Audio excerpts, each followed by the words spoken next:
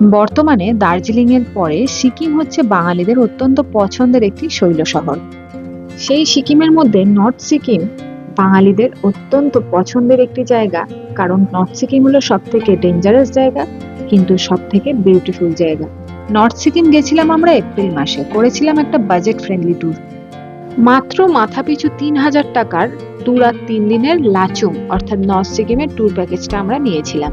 আগের পর্বে আপনাদের বিস্তারিত জানিয়েছি, দেখিয়েছিলাম সেখানকার প্রাকৃতিক সৌন্দর্য, লোকাল সাইট সিন কি কি ছিল, এবং সব থেকে বড় কথা, কি অপূর্ব এক জায়গায় আমাদের হোমস্টেটা ছিল। সবকিছুই গত পর্বগুলোতে আপনাদের জানিয়েছি। গ্যাংটক থেকে লাচুং এর উদ্দেশ্যে বেরিয়েছিলাম আমরা সকালবেলা। সাইট সিন করে আমরা পৌঁছেছিলাম বিকেলে।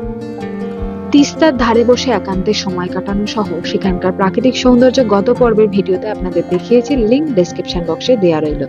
আমাদের আজকের গন্তব্য ইয়ামথাম ভ্যালি আর জিরো পয়েন্ট।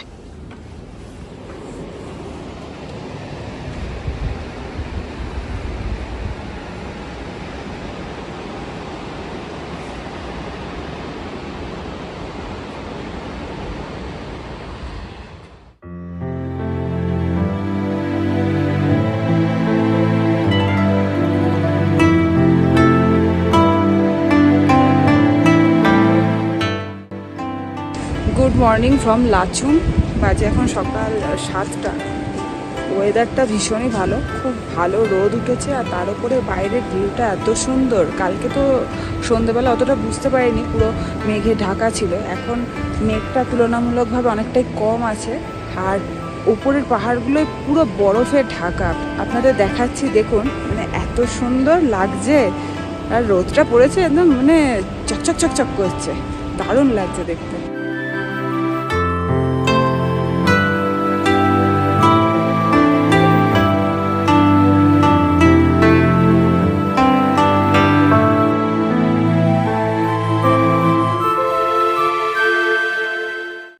এই ঠান্ডায় গরম গরম ম্যাগি খেয়ে সারলাম ব্রেকফাস্ট। এখন রেডি হয়ে গেছি, 8:30 বাজে। এখন আমরা বেরোচ্ছি ইয়ামথাম ভ্যালির উদ্দেশ্যে। প্রথমে যাব ইয়ামথাম ভ্যালি, তারপর ওখান থেকে যাব জিরো পয়েন্টে।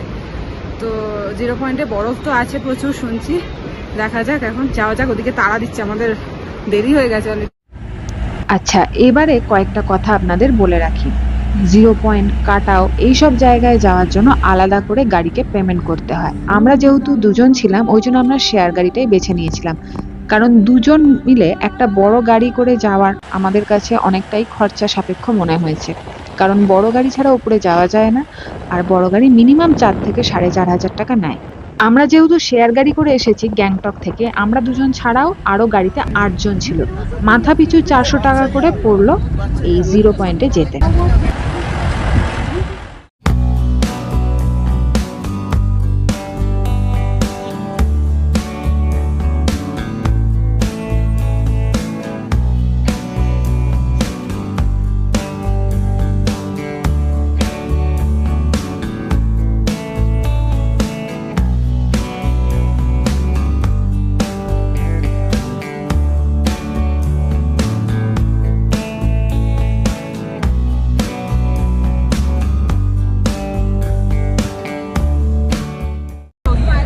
जैकेट किसी को पहनना है?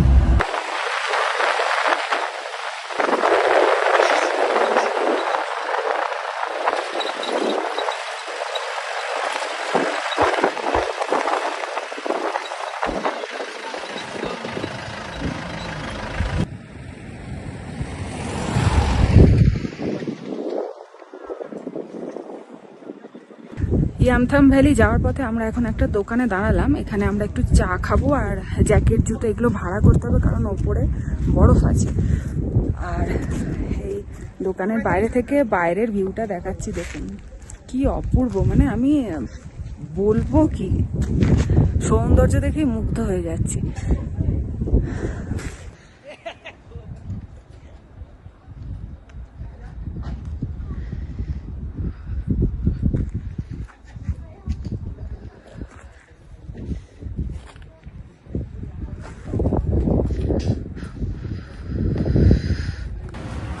আর এই দোকানের ভেতরে সব থেকে ভালো যে জিনিসটা, সেটা হচ্ছে এটা।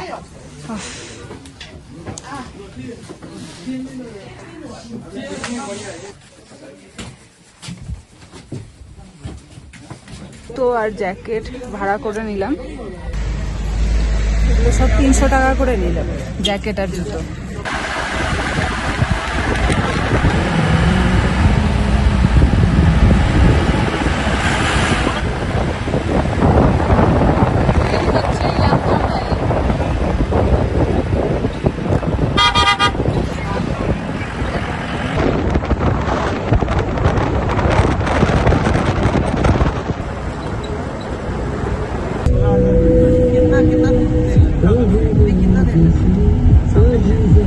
अभी 1 घंटा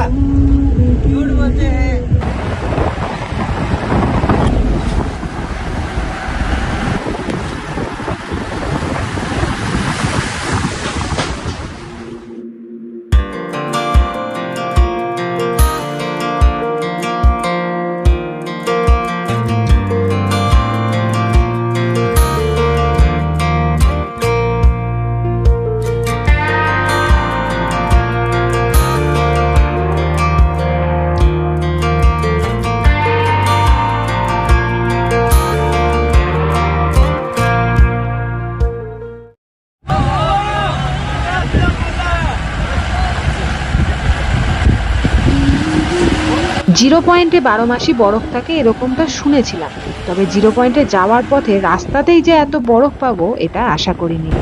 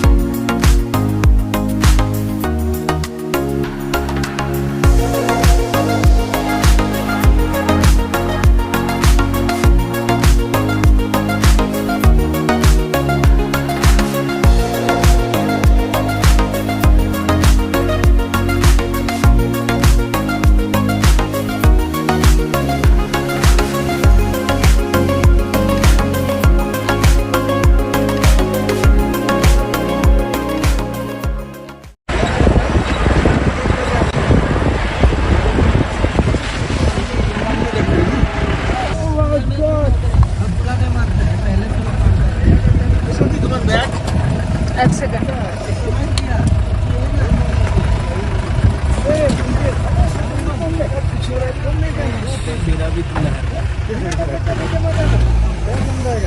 প্রচুর বরফ জিরো পয়েন্টে।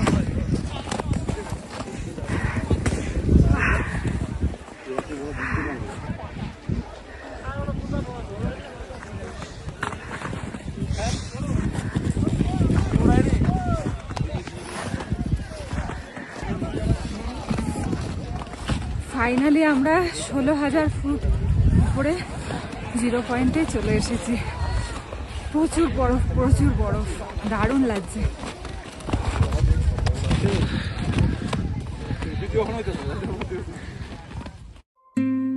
যারা প্রথমবার জিরো পয়েন্টে আসবেন তাদের উদ্দেশ্যে কয়েকটা কথা বলে রাখি।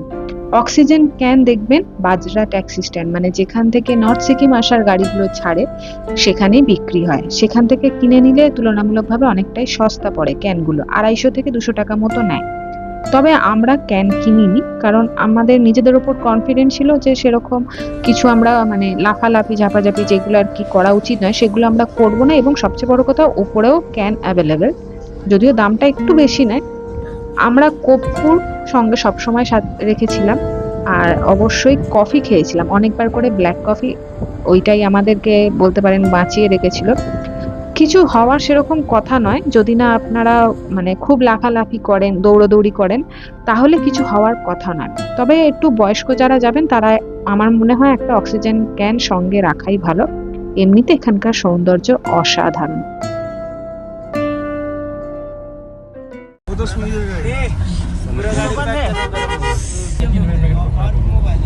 नहीं एक ही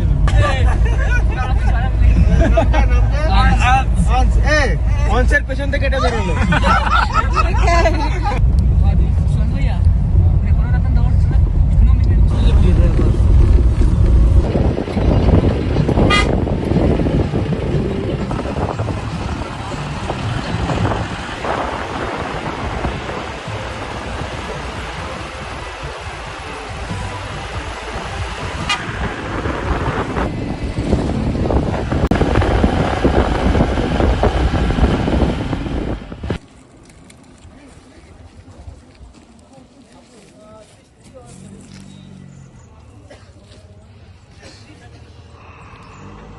আমরা রয়েছি ইয়ামথাম ভ্যালি। এটা সমুদ্র পৃষ্ঠ থেকে 12,000 ফুট ওপরে।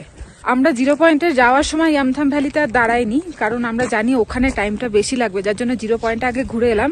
জিরো পয়েন্ট থেকে যখন রিটার্ন হয়েছি এখন দাঁড়িয়েছি। এখানে বেশিক্ষণ থাকবো না, কারণ মেনলি ইয়ামথাম ভ্যালির বিউটিটা হচ্ছে ফুলের জন্য। তো এখানকার যারা লোকাল তারা সবাই বলছেন যে এবারে বরফ দেরিতে পড়েছে, যার জন্য ফুল ফুটতে দেরি হচ্ছে। এখন হয়েছে ফুল ছোট ছোট। জানুয়ারি ফেব্রুয়ারিতে বরফ পড়ে যাওয়ার কথা, কিন্তু এবারে বরফ দেরিতে পড়েছে। আর বরফ পড়েছে বলে ফুলগুলো ভালো হয়নি, অল্প অল্প ছোট ছোট ফুল হয়েছে। আমি দেখাচ্ছি দেখুন, তবে ফুলগুলোর কালার কি সুন্দর। এখানকার ভিউটাও সুন্দর, তবে মেঘে ঢেকে গেছে বলে আর অতটা ভিউ পাওয়া যাচ্ছে না।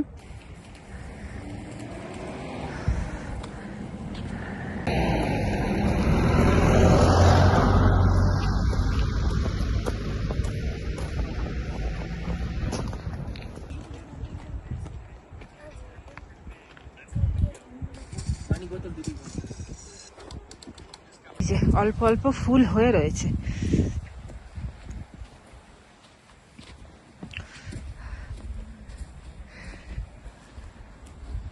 কিন্তু এইরকম জেনারেলি এপ্রিল মাসে এখানটা পুরোটাই ফুলে ভরে থাকে, কিন্তু এবারে এখনো স্নোফল হচ্ছে, বরফ পড়ছে বলে ফুলটা বেশি হয়নি। বাকি এই হচ্ছে ভিউ ইয়ামথাম ভ্যালি।